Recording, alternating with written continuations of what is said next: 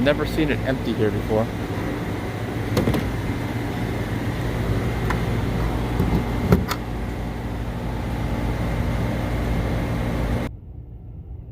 All right, let's talk about the problems with my car. I'm charging right now in Gaithersburg at the supercharger here near the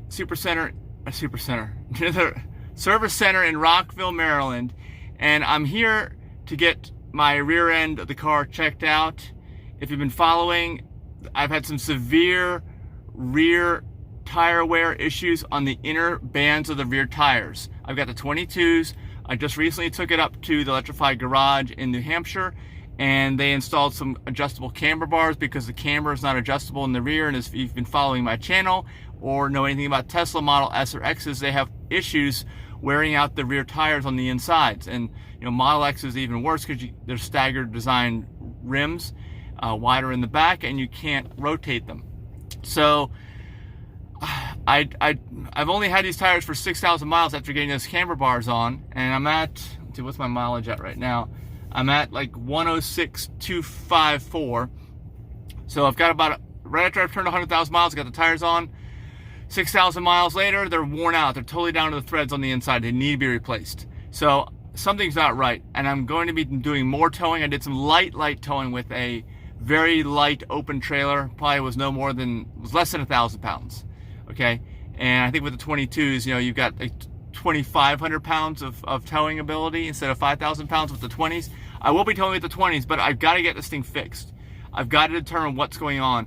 I actually had to have my vehicle towed on a flatbed after it became unstable driving on the highway about a week ago, and I took it to an independent shop because they could see it right away to check the alignment in the rear out. Something was right with the rear end. I knew that.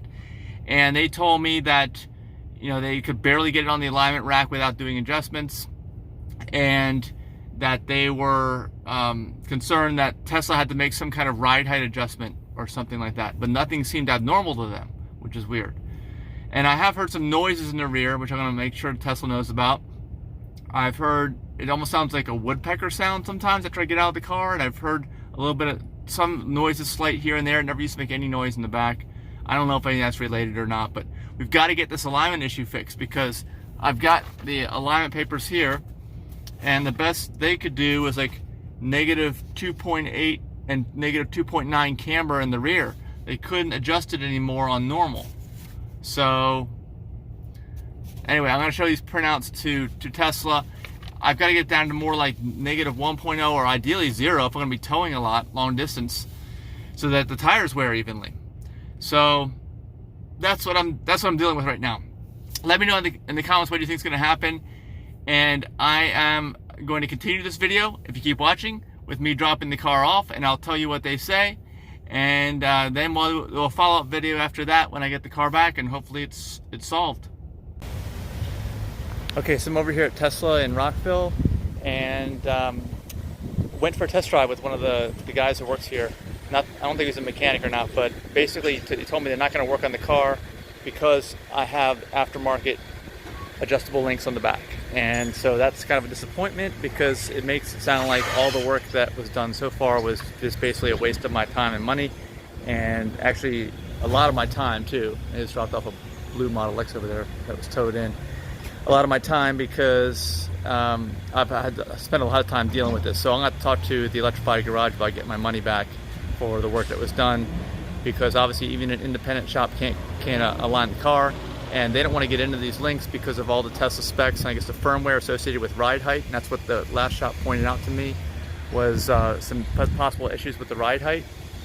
And I wish I would have known that before, that when you do an alignment on a Tesla, you have to do it right, check the ride height, and likely adjust the ride height with the Tesla firmware, which is only available at Tesla service centers.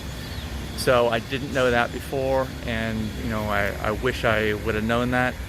But now that I know that, we're going to go back to original. We're going to get the camber links changed out for new camber links. I've got the old ones that have 100,000 miles on them, but they have 100,000 miles on them. So we're going to get them changed out for new camber links, and it's going to cost like almost $2,000. So when I figure out what what I paid already in terms of the alignment, like $140 to the other shop, and then the work that's on electrified garage. This has turned into a pretty expensive mess. And let me know if you've had any kind of similar experiences with your car. Let me know in the comments. Anyway, that's the end of this video, and I'm going to follow this up when they get into the job and figure out exactly what's going on and what they might find something additional when they're in there. You never know. So anyway, thanks so much for watching.